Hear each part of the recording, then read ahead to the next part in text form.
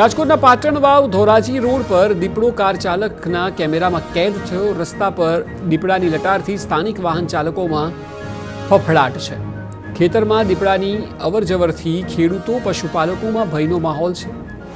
ઓસમ પર્વત આવતા પર્વત પ્રવાસીઓને સાવચેત રહેવાની સૂચના અપાઈ છે. ખુલ્લી જગ્યામાં પશુ ન બાંધવા તંત્રએ અપીલ કરી છે.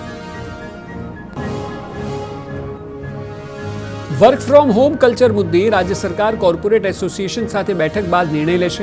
શ્રમ અને રોજગાર પ્રધાન કુંવરજી બાવળિયાએ જણાવ્યું કે શક્ય હોય ત્યાં ઓનલાઈન કામ માટે પ્રયાસ કરાશે. પ્રોટોકોલ જાળવી તમામ સૂચનાઓનું પાલન કરાશે.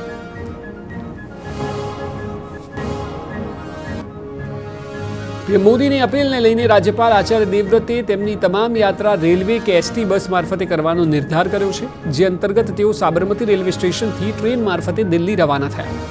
તે પહેલા રાજ્યપાલે સાબરમતી રેલવે સ્ટેશન પર ચાલી રહેલા પુનર્વિકાસના કાર્યોનું નિરીક્ષણ પણ કર્યું.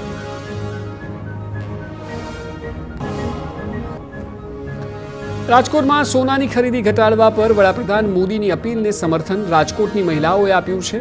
કહ્યું, સોનું એ જીવન જરૂરિયાત નથી, પરંતુ દેશ પ્રથમ છે. આકરા નિર્ણય દેશની આર્થિક સ્થિતિ માટે કરવા જરૂરી છે. જરૂરિયાત હોય તો નવું નહીં, જૂનું સોનું આપી તેમાંથી જ નવું બનાવો.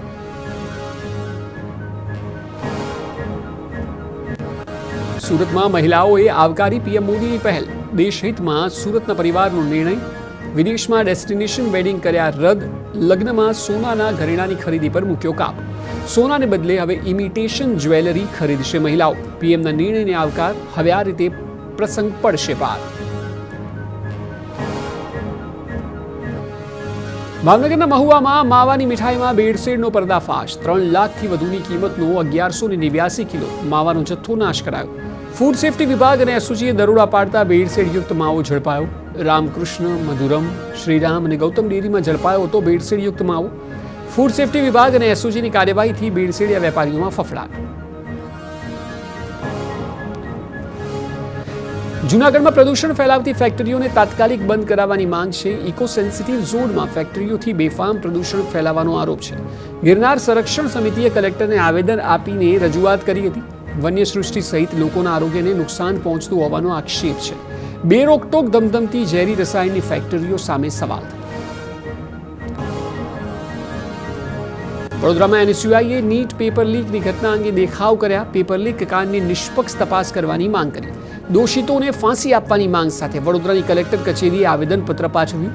માંગણી ન સંતોષાય તો ઉગ્ર આંદોલનની ચીમકી ઉચ્ચારાઈ.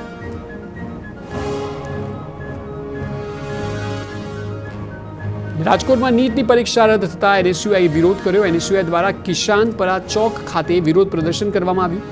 ઠાઠડી કાઢીને એનએસયુઆઈ દ્વારા વિરોધ કરાયો. પોલીસે એનએસયુઆઈના કાર્યકરોની અટકાયત કરી. સુરતની 157 શાળાઓમાં કરોડોની ગ્રાન્ટનો ખેલ. ખેલકૂદથી લઈને વહીવટી ખર્ચમાં મોટા પાયે ગેરરીતિઓ જોવા મળી. ઓડિટમાં અંદાજે 9 કરોડ 79 લાખ રૂપિયાની ગેરરીતિઓ પકડાઈ. શિક્ષણ વિભાગ દ્વારા વર્ષ 2005 થી 23 સુધીના હિસાબો માંગવામાં આવ્યા. નિયમ કરતાં વધુ ગ્રાન્ટ મેળવ્યા બાદ શાળાઓએ વધારાની રકમ સરકારને પરત કરવાની તસ્દી પણ ન લીધી.